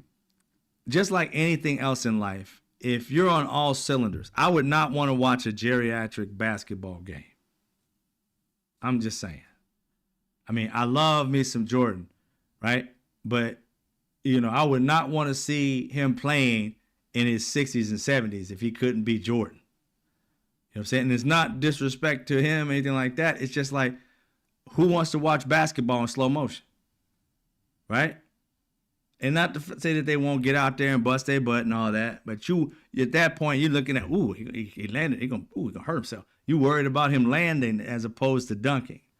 So that is the same thing I look at with politics. Is if you got people in there doing politics, you want somebody kind of young. If they're whatever attributes you may like, some like tall, dark, and handsome, or smart and beautiful, and if as a woman, you want somebody who is ready or has no problem learning how to get ready. But somebody stuck in their ways, damn near, old as dirt. You don't want that person leading. Now, you may want that person to give you advice, but leading, nah. Sharing wisdom if they have it, yes. Being a counselor or someone giving you like this, expert opinions on things that they may have lived through, yes. But being the main leader, I'm gonna tell you, this right here tells you why. Yeah, the Supreme Court should not have a lifetime appointment, 100%. And they also need to have what do you call that shit? Their ethics. They should have an external source that judges their ethics. I mean, them taking $500,000 and getting $1 million for this and getting this and buying a house for this and paying for their kids' school. I mean, a billionaire does all that. Again, if I am a person, what would you think of me if I was a person who was rich and I had this young girl around me that I was paying? I was just paying her. You don't know what she does for me. What would you think? You have all kind of dirty and crazy and outlandish, that's his prostitute, that's his whatever, that's his side piece. Everything in the sun would be your opinion of me. And rightfully so. If you don't have no justification for any of these things happening. And that's what's going on. You don't know what's happening. There's no justification for any of this shit. We should be able to vote. And for Justice Clarence Thomas, you getting all this shit? If you ain't on your knees doing something to him, there ain't no way in the hell he's giving you that money for no reason. If that ain't your sidekick, if that ain't your side piece billionaire, I mean, come on. Ain't nobody giving you that money just so they give you that money. They ain't paying for your kid's school just so they can pay for your kid's school. That's not a family member. That's not your husband that we know of. We don't know who this dude is to you. He's a friend. Well, why is this friend giving his friend a lot of shit? Are you a charity case? What man will be accepting gifts from another man if you were not either doing said man or doing some kind of business with said man, and you can't take cash, so you take prizes? I mean, and then the ethics is, oh yeah, we got to go to Judge Alito. He's the one that's going to decide whether the ethics was off. I hear it now pronounced that the ethics was good because I took money too. Next, no, there's got to be an external source because you can't all be doing illegal shit and the only justification for it or any kind of reprimand for it is an ethics meeting amongst the criminals. There's no external source. Like even the police have IA, internal affairs. They don't have nobody but themselves to justify what they do. That don't make no sense. Makes no sense.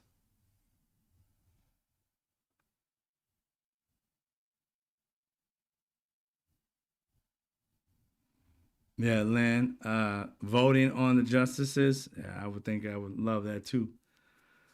And, because again, they have so many strategic things. Like Mitch McConnell held up a judgeship and within months, and then they put on Donald Trump within days of it ending, the presidency ending.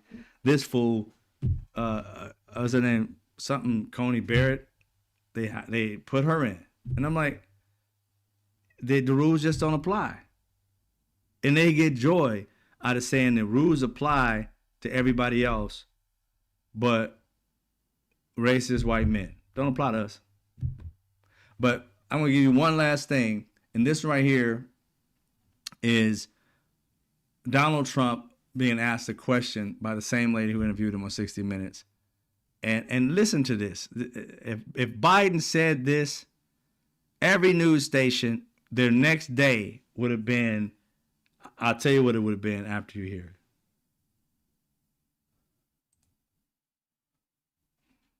This year, the president has pardoned or shortened the sentences of more than 1,600 people. The latest pardon was for a cryptocurrency tycoon who is known as CZ. The company CZ founded, Binance, helped boost the profile of the Trump family's crypto firm, World Liberty Financial. He pled guilty in 2023 to violating anti-money laundering laws. Right. The government at the time said that CZ had caused significant harm to U.S. national security, essentially by allowing terrorist groups like Hamas to move millions of dollars around. Why did you pardon him? Okay, are you ready? Okay, are you ready? What's she got to get ready for? She's getting ready for a lie because he's about to give her a whopper. It's a whopper of a lie, okay? Are you ready for this? Who sets up a question? Okay, are you ready? And this is what this fool says. Okay, are you ready? I don't know who he is. I know he got a 4-month sentence or something like that. I don't know who he is. I know he got 4 months sentence. How do you know he got 4 months sentence? She didn't say it. You just said you don't know who he is. So how do you know what he went through if you don't know who the fuck he is?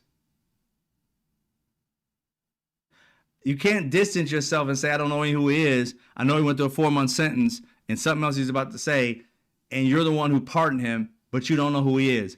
Boy, if Biden would have said that, they would have said something's cognitively wrong with him. He's sick. We need to get him out of there. We need a 25th Amendment. They were saying all this shit because of Biden stuttered as a man who stutters his entire life. He would stutter, and these fools would be like, oh, something's wrong with him, something wrong with him. Days on end running that on stations to consistently run the narrative, something's wrong, cognitively wrong with Biden.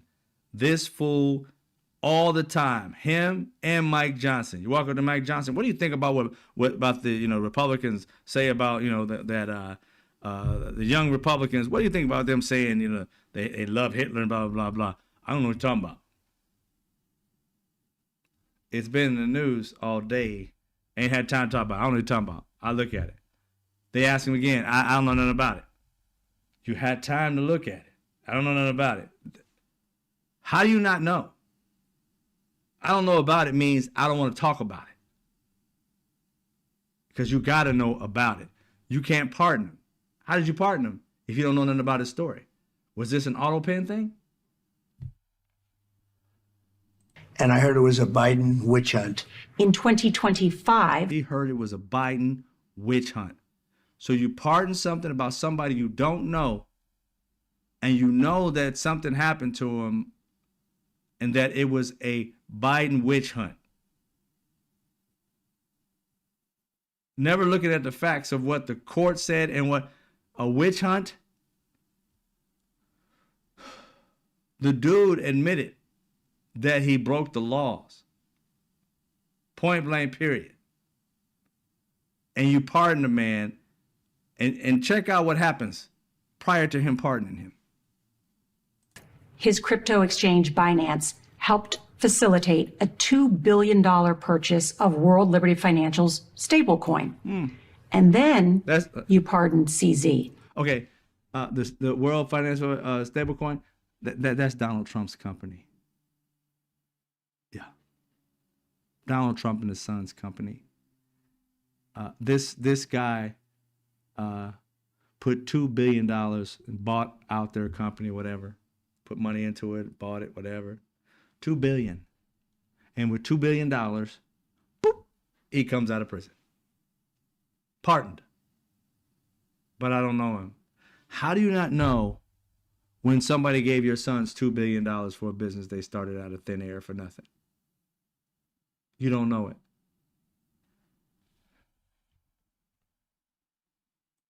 How do you address the appearance of pay for play? Well, here's the thing. I know nothing about it because I'm too busy doing the other. But you got a pardon. that. But you got a No, pardon. I can only tell you this.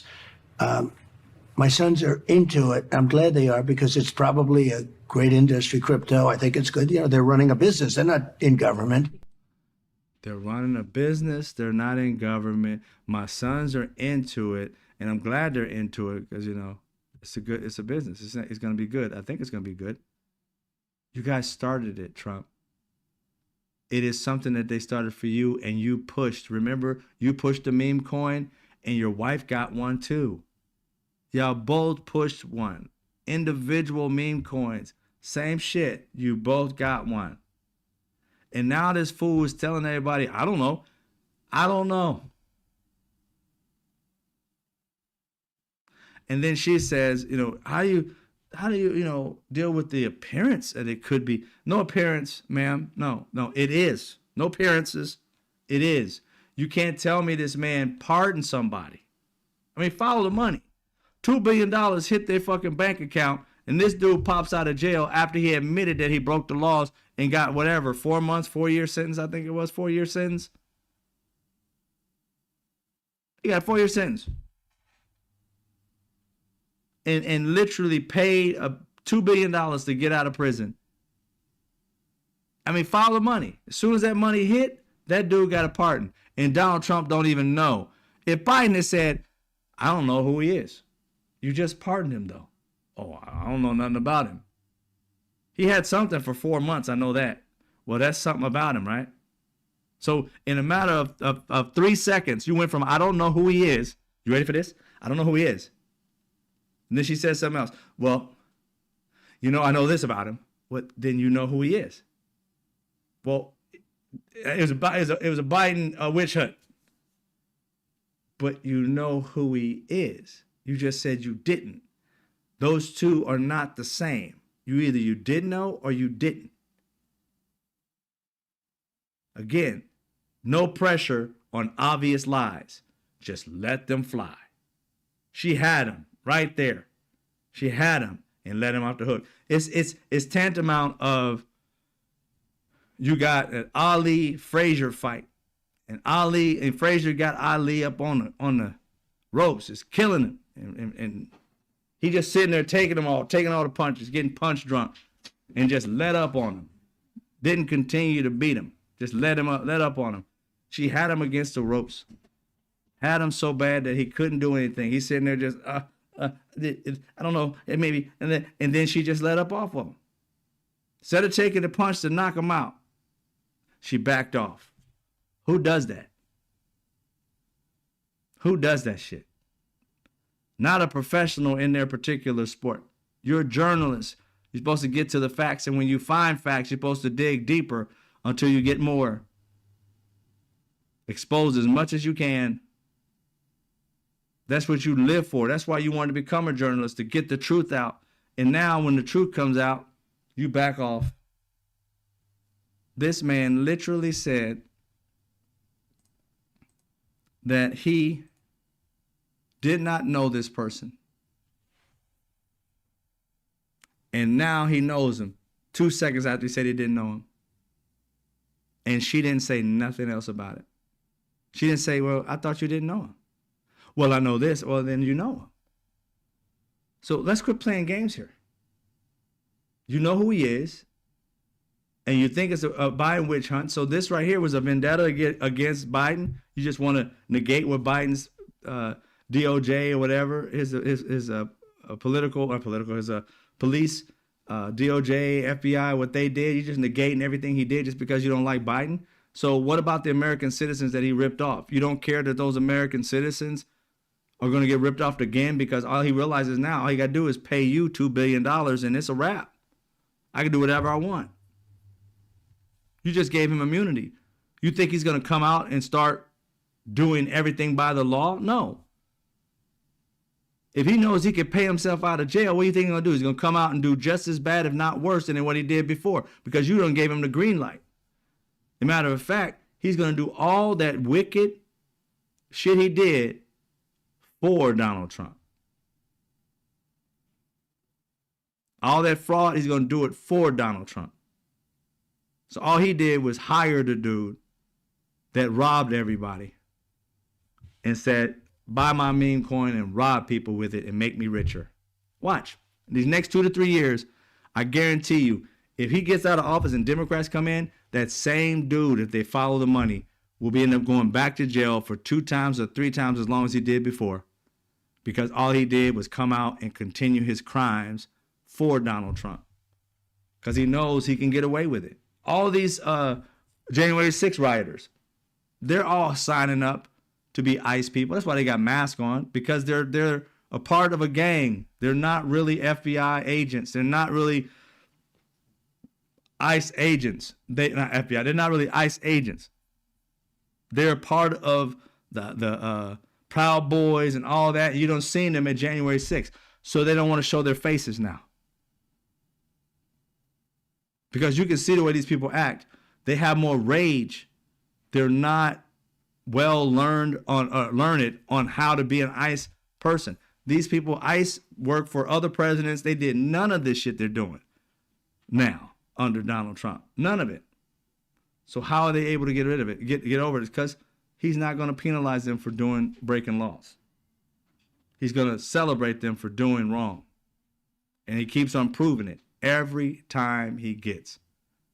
These people are rogue. They're out here breaking laws. And only thing that Americans that we see that we can do is protest any way we can, at home or out in the streets. Our representatives, every day they're in court doing stuff, but these courts, many of them are saying this is wrong. Supreme Court overturns it. It's like a win-lose. We win, then lose. Win, then lose. I don't know how we're going to get out of this. But I do know that we need to organize in one shape or form. One, email me with all of these things that you think that we should be doing. And I'll write a list of all these things that we should be doing. And figuring out ways on how. And when you write it, please tell me what state you're from. If you know what district you're from, so that I can do some research on your district, like what you want, how close is it? Is there any kind of bill that's going on in your city or state that's even addressing that, so that you can get behind that if I find anything. If I don't, at least I tried. But yeah, we need to do something other than just hearing me speak and others speak. We need to solve stuff, and that's why Avid Solutions, you go follow that. Some of the things I'm going to start doing and presenting, we need to start moving in that direction to start putting those things into play, and also getting everybody's input on what they think the solutions are. I really want us to start being more active in our answers to what we need done. If you are having problems, I don't care if it was insulin or medications or whatever, how do you think it's going to be? It would be better. Don't just think about yourselves. Think about even your neighbors, friends, and loved ones who are at your age or even older. How could we benefit all of our people going through different things? How can we benefit them? And what kind of laws would need to be changed? Or even if it's not government, what can American citizens do that can be able to help each other in our own communities? Because sometimes the government is just too much bureaucracy, and we need help right now.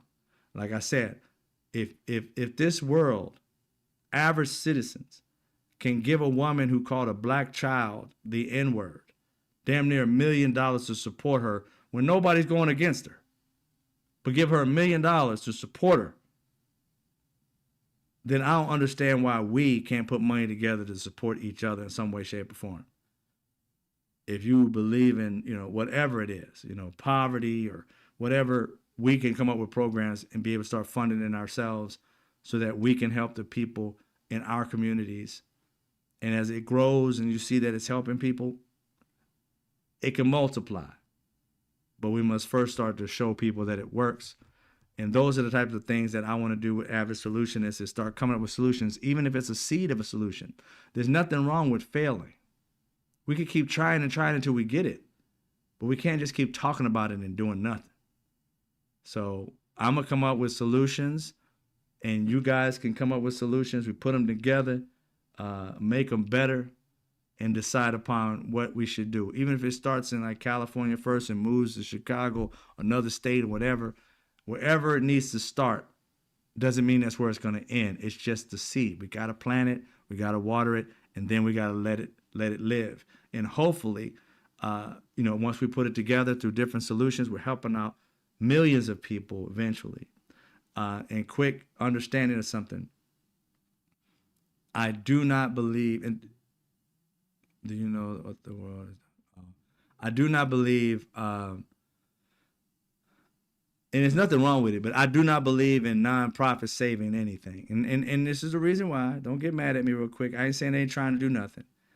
The reason why, and this is what I want people to start thinking, when people use capitalism for greed, it doesn't work for the people. It works for those billionaires. As you see, the billionaires, they got all this money, and many of them, if they had a heart whatsoever, they would know, I'm whatever, I'm not going to live forever.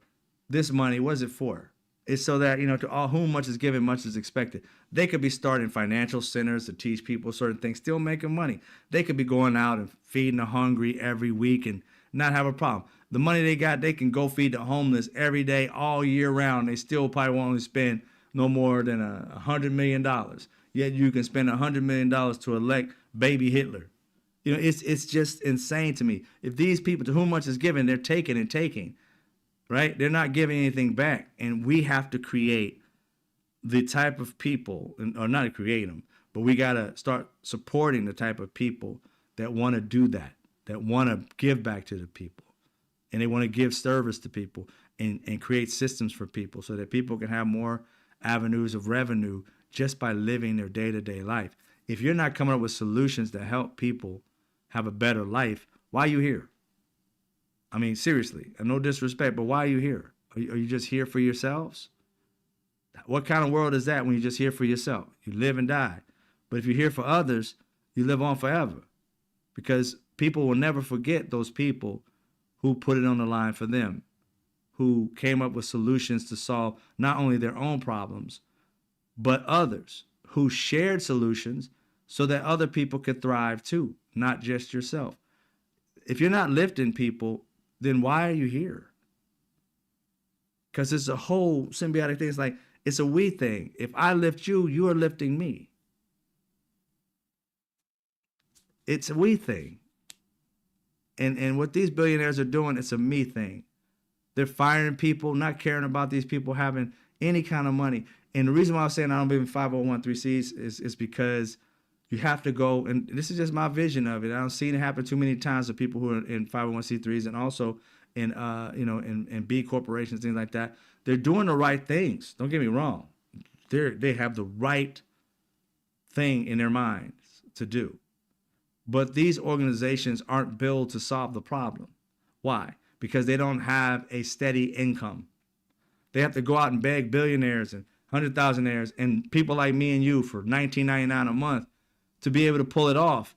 And every few months they're calling up like, hey, you know what? Or they're texting you, can you send me more? Can you bump it up to $25 a month? And you're sitting here like, dude, quit upselling me. Tell me what you've done with my $20 a month for the past year or whatever. What to do? What or $300 I gave you? What'd you do with it? Where's the kid that you helped? You asking for more and more and more. And I'm like, I'd rather capitalism solve it. Why? Because all I'm doing is selling products and services just like anybody else. And when you're selling products and services, people are buying it on a regular basis. I don't care what it is. Toilet paper, toothpaste, a watch, or this or that. You're buying it on a regular basis. It don't feel like you're doing anything like, oh, I got to do this every month. I got to do. You buying on your, and you staying within your particular budget. I make money, you make money, and I use, because I'm gonna become, extraordinarily rich in this whole process of selling products left and right to millions of people. That money's going to help people. What do I need the money for? Of course, I can buy this and buy that, but my heart is all about getting other people to another level. Getting people opportunities, investing in children that other people aren't doing. Those stories of people paying for people's colleges, I live for that shit. If I had the money, I would do that like every other day. Man, be like, yo, let me go to this college real quick and pay for these kids' college tuition, college tuitions and shit like that, so they can just start off clean. I would do that on a regular basis. That would be a part of my budget. I budget that into my monthly, every 2 months, every 3 months, whatever it took. I would budget it. Why? Why would I need all that money? I would need it because I would be able to go help people. They do it, and some people do this to do philanthropic stuff, and that's wonderful. But they have a whole organization that makes money by going asking billionaires to put money into it, and then they go out and do these things. I'm talking about my regular ass salary, my own business. And that's why I don't really want investors. Because again, having investors in a lot of things that you do, what happens? The investor comes to you like, man, you know what? We're making good money and everything like that. But if you cut back on this, nope, nope. I'm doing capitalism that cares. If you got a job with me, the only way you're getting fired from it is because you either did something egregious or, you know, and unless the business completely starts to shut down, that's going to be a horrible thing. But it's not like for me, I'm like, no, the people that work for you make the business. And I ain't saying nobody would never get fired because that's how it goes. But I'm saying is they wouldn't be fired because no investor wanted extra money. That ain't gonna be the thing. That ain't gonna be it. I don't like that model because the investor gave you the money at the very beginning, and here it is. These people are busting their asses trying to make a living, trying to feed their family, and because this rich dude wants to make an extra $2 million a year, you gotta fire people who are trying to keep food on the table. That ain't how it should work. And what I do, it won't be like that. No way whatsoever. We got to make the people or invest in the people who have our best interest. Got to stop putting money into these people who care nothing more than to sell you a low price product for a high price, telling you lies about things. We need to take this time to revise the way we see this world and what we want to see going forward. What Donald Trump really has done is really kind of broken down the system so that you can see it for what it really is. You can continue down the path of making rich people who don't care about you richer, or you can start buying and investing in people who are trying to make your life better as well as their own. It's time for us to look at this the way it really is. This capitalism, for greed's sake, is destroying democracy. But capitalism that cares will build it and make it a better place. On top of that, it'll make the American dream, actually reachable. To whom much is given, much is expected. They forgot that much is expected part. They're like, to whom much is given, give me some more. That's not how it was supposed to work. But they've bastardized it. So that's what I'm talking about. So check it out on Avid Solutionist on YouTube. Well, YouTube hasn't started yet. I'm still building it. TikTok, you can go over there. Again, just get me up to 1,000 so I can go live. I need to get up to 1,000 on it so I can go live once I am ready. I don't know exactly what I have now, but if you know anybody that would be interested about adding, and check out your young adults and family members. Let them know about it coming down the pike because we need to speak to them about solutions in their lives. I understand I'm a parent. Our kids don't always want to listen to us about giving them advice about life. And oftentimes they'll listen to somebody else. This is a great place for them to be. This Avid Solutionist part is because we're not going to just talk about problems. We're going to talk about solutions to problems. And not only that, it's going to be like a mastermind. Look it up if you don't know what a mastermind is. We will be talking to each person that wants to come up and speak to be able to talk to that person about issues that they're having in their lives. And if anybody that wants to come up and speak along as well, be able to come up and say, I've been through that, or my family's been through that, and this is what I did to solve it. It may not be your solution, but here's a solution for you that you may not have seen. And then you can be able to offer your wisdom to those people, and they take notes, and they can either try them out or not. But then, when and if they have progressed on whatever issue they may have had, they can come back and review it and say, I took this idea from DJ and my life transformed. I thank you, DJ. Then you start to see that you are more than just you. You are a we, is what I'm saying. It's like Whatever you got, the wisdom you have is supposed to be given to somebody else so that you make their life better. And hopefully in your life, you've had those wise people who've given you this advice that makes you, capable of solving problems that you've already been through. Oftentimes we don't think our lives are important enough to either be a book or be a video or anything like that. You just had an average life. It's like, no, everything that you've been through, your ups and downs, are gold, because there are people who are younger than you, some people same age as you, some people older than you, that have been waiting their entire lives to hear what you have to say on how you transformed your life around from it. I don't care if it's losing weight, losing a loved one, or getting over a loss, or whatever it may be, or how to deal with success, or how to finance well. I don't care what it is. The reality is that we have so many people that are lost and not knowing their way, and they're always looking for it. And there's never really a living, breathing person that they can speak to that may be able to answer whatever it is that they need. You never know whose life you are meant to save if you never share the things that were given to you. Stop thinking that they're worthless. They're actually priceless, because you may have been through it and you may think everybody else has. That's not always true. Your solution may be so unique that there may be thousands, hundreds of thousands, or maybe even millions that are waiting for you to speak your truth so that their life can be unlocked, so that their pain can now be a gain and they can turn it around just like you did. Don't ever think that things you go through is menial. The things you go through are priceless, because your triumph is somebody else's answer to their prayers. So please don't act like it's just normal. Everything that's happened in your life has happened for a reason. And everything that you have, that arsenal of pain, happiness, joy, overcome, triumph, all that is not meant to stay with you. It's meant to get given to somebody else. And all you got to do is speak on it. And whomever was meant to receive it will receive it. All right? TikTok name on TikTok, I'm Mr. Straight Facts 23.